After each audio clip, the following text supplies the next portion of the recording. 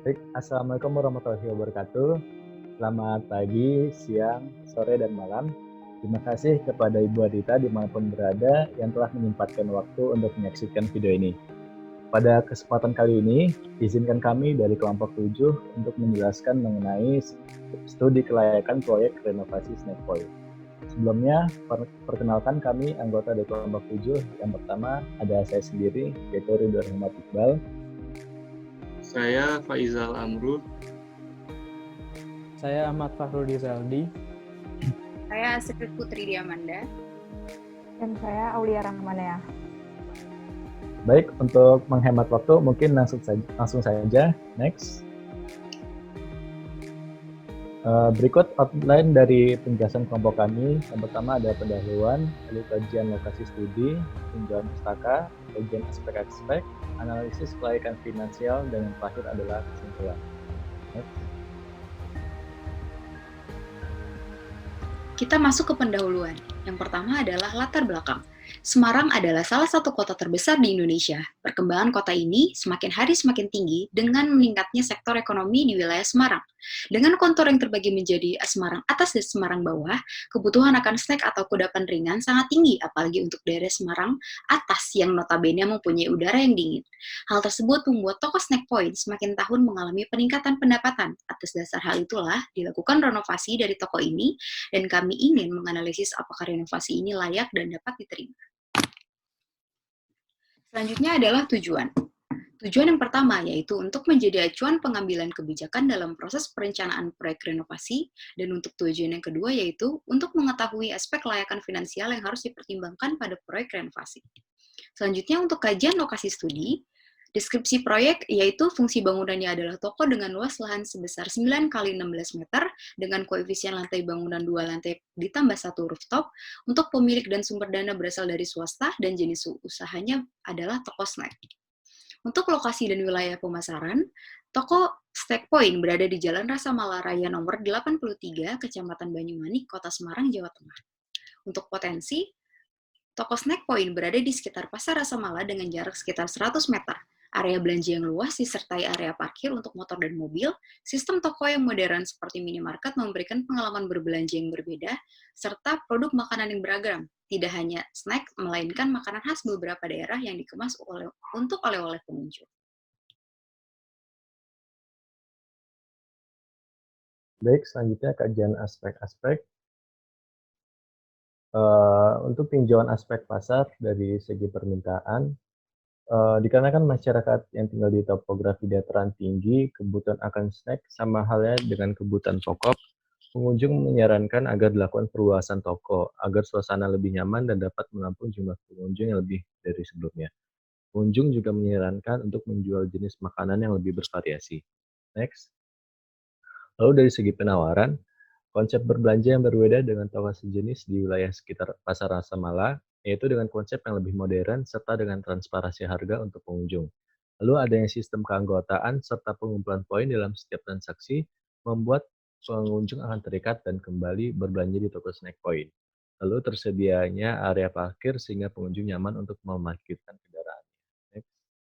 Lalu dari segi pangsa pasar, itu ada individu untuk konsumsi pribadi dan keluarga, juga sama untuk konsumsi keluarga atau untuk stok snack di rumah.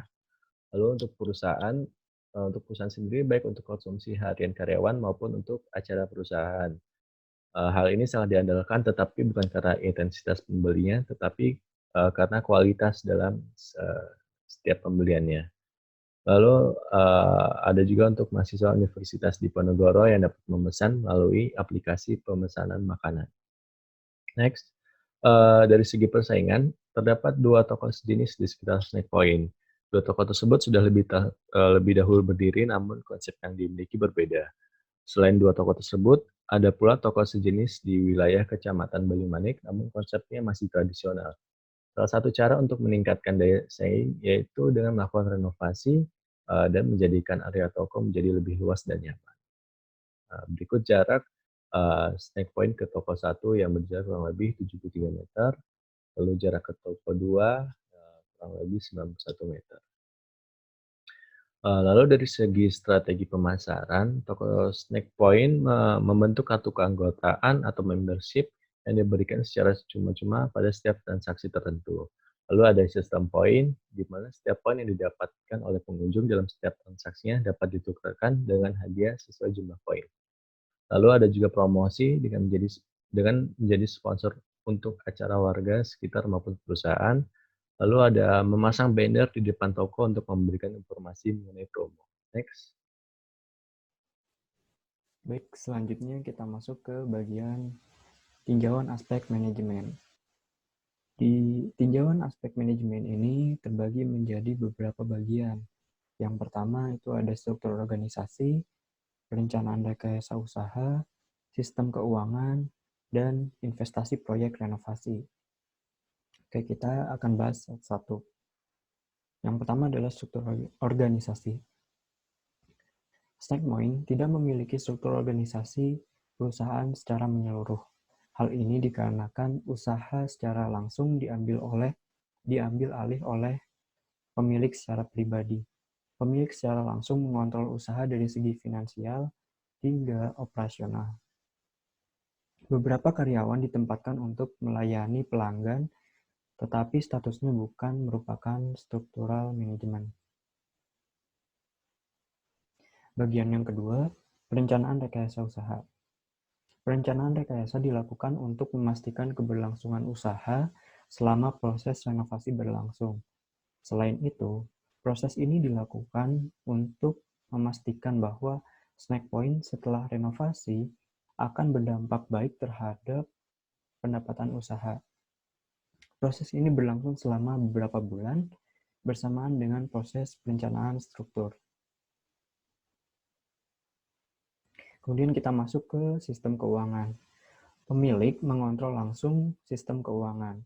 Laporan keuangan dipermudah dengan menggunakan sebuah aplikasi jual beli, di mana aplikasi ini secara langsung digunakan pada kasir, sehingga masuk dan keluarnya uang tercatat secara otomatis. Selanjutnya bagian investasi proyek renovasi. Jadi di sini ada investasi awal pada tahun 2014 dan berikut tersedia rinciannya. Yang pertama ada tanah dan bangunan, biayanya sebesar 550 juta rupiah. Kemudian renovasi untuk menjadikan toko itu sebesar 100 juta rupiah dan diperlukan modal awal sebesar 235 juta rupiah. Dan jika ditotal itu sebesar 885 juta rupiah. Kemudian dilakukan investasi berikutnya yaitu investasi renovasi pada tahun 2018 yang terdiri dari konstruksi dan juga furniture dan interior. Untuk konstruksi sendiri memakan biaya sebesar 241 juta rupiah dan furniture dan interior itu sebesar 100 juta rupiah. Dan jika ditotal itu 341 juta rupiah. Selanjutnya kita masuk ke bagian tinjauan aspek yang lain, yaitu tinjauan aspek teknis. Di tinjauan aspek teknis ini dibagi menjadi 3 bagian. Yang pertama ada penjelasan proyek, gambar proyek, dan tata ruang. Oke, kita bahas satu persatu. Bagian penjelasan proyek. Renovasi dimulai pada September 2018 dan selesai pada Mei 2019. Selama proses renovasi, aktivitas di toko Snack Point harus tetap berlangsung. Karenanya, proses konstruksi dilakukan dengan membagi area menjadi 4 bagian, yaitu menjadi sisi kanan dan kiri untuk area depan dan belakang. Hal ini dimaksudkan ketika sedang berlangsung proses konstruksi di area depan kanan, maka aktivitas toko akan dipindahkan ke area belakang dan akses keluar masuk melalui area depan kiri. Begitu pula untuk area lainnya sehingga proses konstruksi tidak mengganggu aktivitas di toko. Dan berikut di bawah ini adalah ilustrasi pembagian area toko pada saat proses konstruksi. Oke, selanjutnya ke gambar proyek, bagian gambar proyek. Berikut adalah gambar rencana tampak depan toko Snack Point setelah direnovasi. Selanjutnya di sini ada gambar denah lantai 1 toko Snack Point. Bisa dilihat di sini merupakan area toko Snack Point, area utama dari toko Snack Point-nya sendiri. Dan di situ juga ada teras, kemudian tangga untuk menuju ke lantai 2. Nah, kemudian masuk ke lantai 2, di sini di lantai 2 ini digunakan sebagai gudang. Dan dapat dilihat pula ada tersedianya balkon di area depan. Kemudian naik lagi ke lantai 3, di lantai 3 ini hanyalah rooftop. Dan berikut adalah tampak samping dari toko Snack Point. Kemudian kita masuk ke bagian tata ruang. Penataan tata ruang toko Snack Point yaitu yang pertama, di lantai 1 digunakan untuk area toko dan gudang di bagian belakangnya. Bisa dilihat di gambar denah yang telah kami lampirkan sebelumnya. Kemudian di lantai 2 digunakan untuk gudang tambahan serta area baru untuk persiapan usaha baru pemilik. Jadi rencananya di bagian lantai 2 ini tidak hanya dijadikan sebagai gudang, namun kedepannya akan dijadikan suatu tempat usaha baru oleh pemilik. Dan kemudian di lantai 3 hanya berisi rooftop biasa.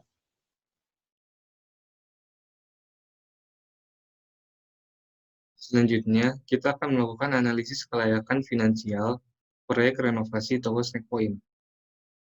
Untuk melakukan analisis finansial, pertama, perlu ditentukan minimum attractive rate of return atau MARR dan durasi investasi. Proyek renovasi ini adalah investasi kedua oleh pemilik sebagai investor. Investasi yang pertama dilakukan adalah pada tahun 2014 ketika mendirikan toko Snack Point, dan yang kedua adalah tahun 2018 saat hendak melakukan renovasi. Keseluruhan biaya investasi bukan pinjaman dari bank, melainkan menggunakan uang pribadi pemilik, sehingga perlu dilakukan pembanding berupa produk investasi perbankan untuk mengetahui apakah investasi finansial berupa renovasi ini akan layak dan menguntungkan. Suku bunga pertama sebesar 10,25% merupakan suku bunga dasar kredit Bank BCA untuk kredit korporasi tahun 2014, dan suku bunga kedua sebesar 9,75% merupakan suku bunga dasar kredit Bank BCA untuk kredit korporasi pada tahun 2018. Durasi investasi digunakan sebagai acuan apakah investasi layak dan tidak merugikan apabila dilakukan dalam jangka waktu tertentu. Pada studi kelayakan ini ditentukan bahwa durasi investasi adalah 10 tahun dari investasi terakhir. Penentuan durasi menggunakan asumsi bahwa dalam jangka waktu 10 tahun, proyek tersebut dapat dilihat untung atau ruginya. Untuk melakukan analisis kelayakan finansial, diperlukan juga informasi arus kas toko Snack Point. Karena toko Snack Point adalah bisnis yang sudah berjalan, arus kas yang digunakan merupakan arus kas yang tercatat pada laporan keuangan tahunan hingga tahun ke-6. Untuk tahun ke-7, sampai selesai periode investasi, dilakukan asumsi dengan melihat kecenderungan perubahan arus kas. Pada tabel ini, dapat dilihat arus kas toko Snack Point. Item-itemnya ada biaya investasi, ada biaya operasional dan maintenance, ada pendapatan dari tahun pertama sampai tahun ke-6, ada tren peningkatan per tahun, ada suku bunga pertama dan kedua, dan jumlah tahun sebesar 10 tahun. Perhitungan pertama yang dilakukan yaitu Net Present Value atau NPV. NPV digunakan untuk menganalisis profitabilitas proyek investasi yang diproyeksikan. Data yang diperlukan untuk menghitung NPV adalah data biaya operasional dan pemeliharaan, biaya investasi, dan penghasilan. Nilai NPV yang dianalisis adalah 2 kali. Yang pertama, analisis apabila dilakukan renovasi pada tahun ke-5 atau tahun 2018, dan yang kedua, analisis jika tidak dilakukan renovasi pada tahun 2018. Pertama, untuk menghitung NPV adalah NPV sama dengan sigma T sama dengan 0 sampai dengan N AT dibagi 1 ditambah K pangkat T. AT itu merupakan aliran kas masuk pada periode ke T. K merupakan diskon fixer, dan N periode terakhir aliran kas yang diharapkan. Hasilnya, NPV untuk analisis pertama bernilai positif, yaitu sebesar Rp928 juta, dan untuk analisis yang kedua juga positif, dengan NPV sebesar Rp374 juta. Kedua nilai NPV ini bernilai positif, artinya proyek ini layak untuk dilakukan investasi. Namun dapat dilihat NPV pada analisis pertama lebih besar, yang berarti dengan adanya proyek renovasi tersebut dapat membuat toko Stake Point lebih untung. Perhitungan yang kedua adalah perhitungan payback period atau PBP. PBP digunakan untuk memulihkan biaya investasi dengan menggunakan aliran kas neto. Sama halnya dengan NPV, PBP juga dilakukan dengan dua analisis, yaitu jika dilakukan renovasi dan jika tidak dilakukan renovasi. Persamaan untuk menghitung PBP yaitu PP sama dengan T ditambah B min C dibagi D kurang C. T itu tahun terakhir di mana cash inflow menutupi nilai investasi, B merupakan nilai investasi, C merupakan kumulatif cash inflow pada tahun ke T, dan D jumlah kumulatif cash inflow pada tahun T plus 1. Hasil perhitungannya untuk analisis yang pertama didapatkan bahwa jika dilakukan renovasi, biaya investasi awal akan pulih dalam waktu 12 tahun 7 bulan sejak investasi pertama, atau 7 tahun 7 bulan sejak investasi untuk renovasi. Untuk analisis yang kedua, didapatkan hasil bahwa apabila tidak dilakukan renovasi, biaya investasi awal akan pulih dalam waktu 10 tahun. Perbedaan dari kedua nilai PBP ini adalah durasi PBP akan lebih singkat apabila tidak dilakukan renovasi apabila dihitung dari investasi pertama di tahun 2014.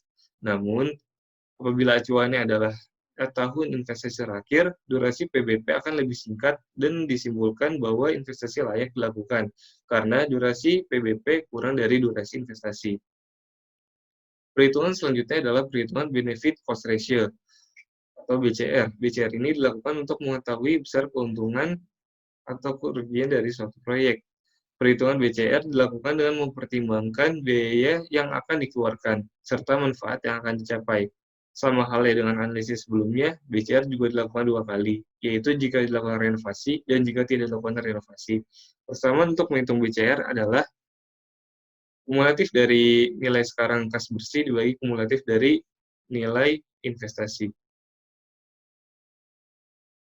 Hasilnya untuk perhitungan pertama, BCR adalah sebesar 1,095, itu jika dilakukan renovasi. Dan jika tidak dilakukan renovasi, nilai BCR-nya sebesar 1,055. Kedua analisis menghasilkan BCR lebih besar dari 1, artinya proyek ini layak secara analisis BCR.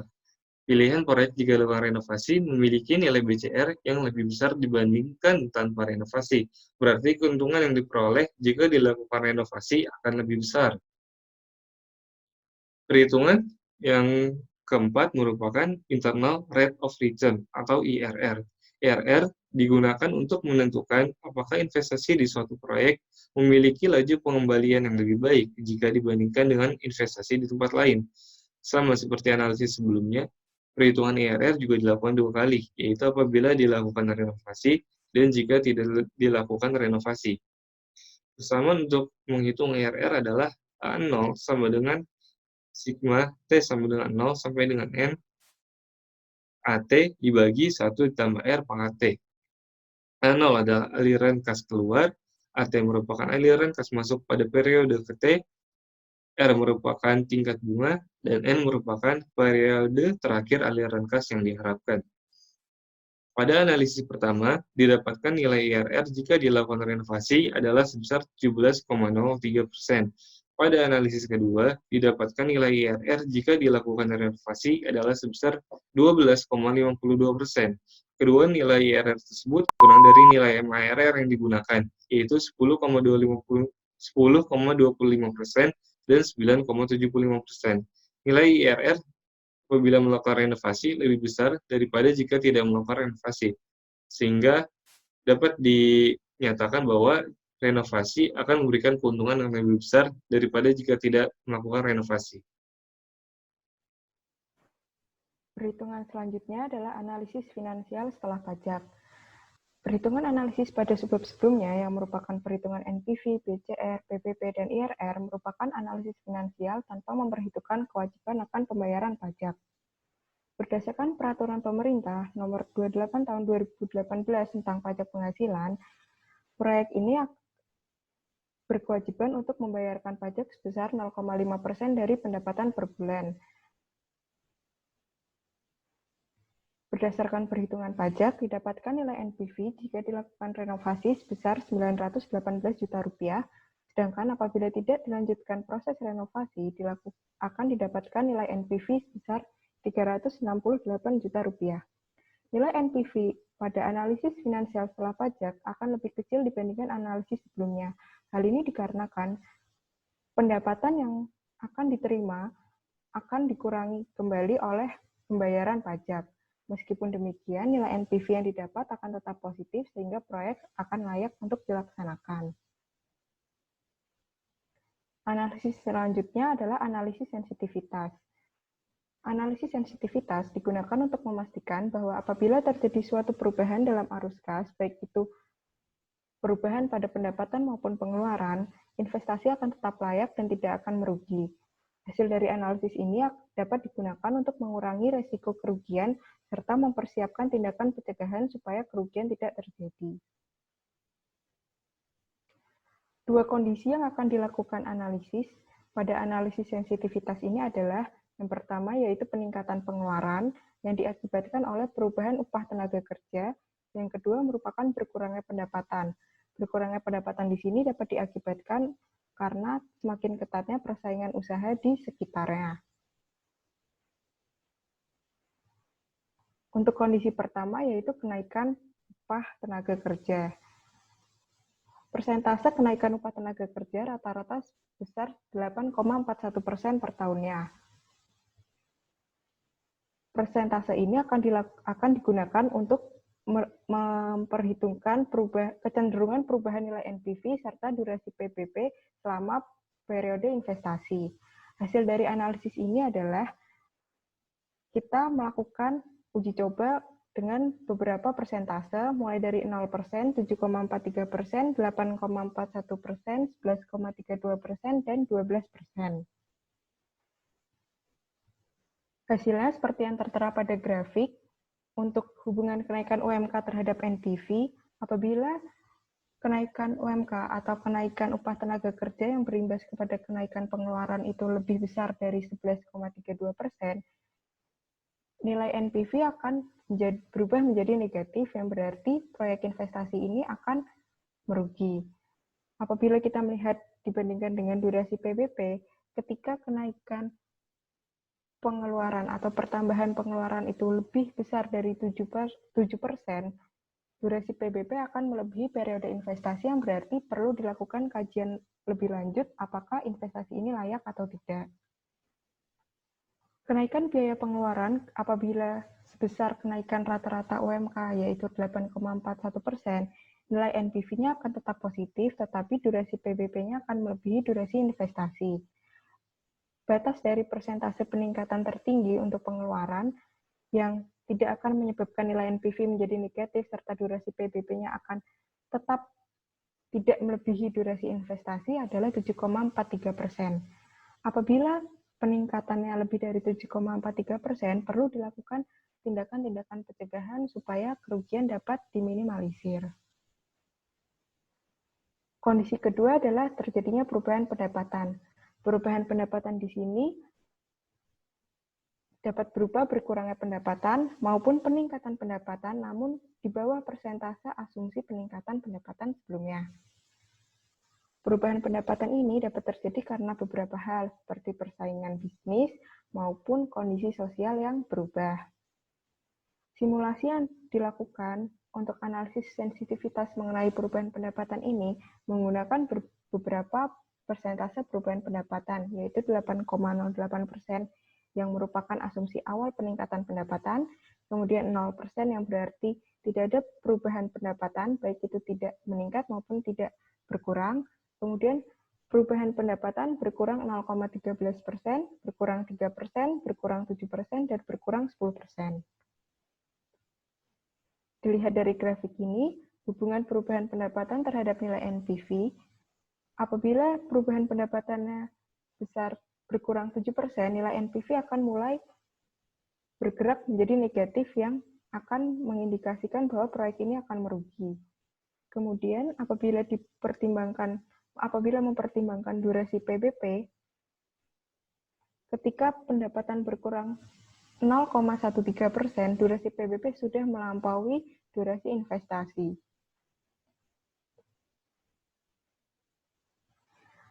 Karena itu, batasan dari perubahan pendapatan yang seharusnya tetap dijaga adalah berkurang 0,13%. Pada angka ini, nilai NPV dan durasi PBP akan tetap aman. Apabila melebihi berkurang 0,13%, perlu dilakukan beberapa tindakan pencegahan supaya tidak terjadi kerugian.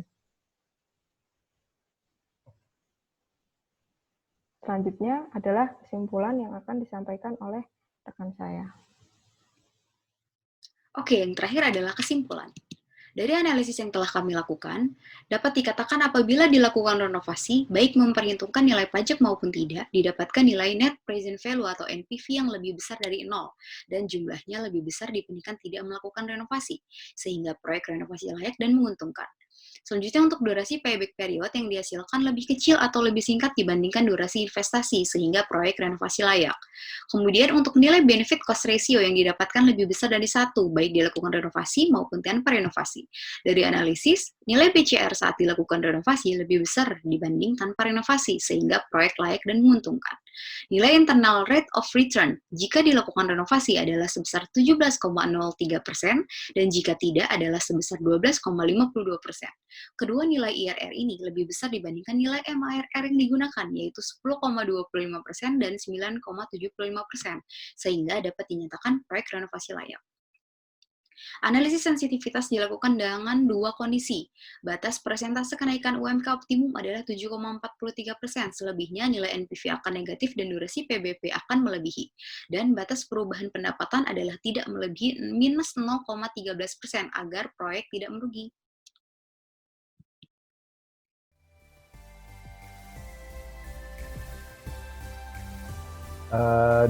Demikianlah presentasi kelompok kami. Kurang lebihnya mohon maaf. Terima kasih.